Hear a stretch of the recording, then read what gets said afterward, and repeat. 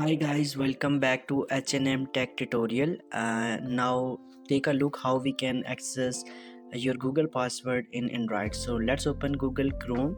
So once you will open Google Chrome, you can see top right corner three dots. So you can click on them and you can see a option of setting. Once you will click on setting option, you will get different options available here. So what you can do, you can scroll top and you can see a Google password manager.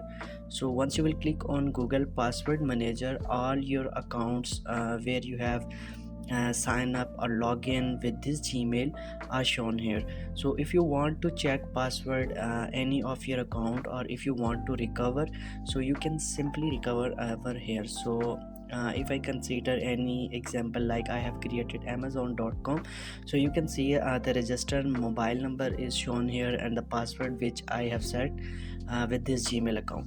So simply here you can add it and delete this account.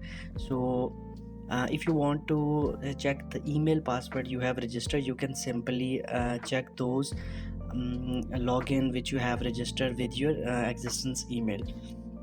So in this way you can check, delete or edit your profiles with using Google password manager. So I hope you enjoyed this video, and if you have enjoyed this video, make sure like, comment and subscribe my channel for more videos.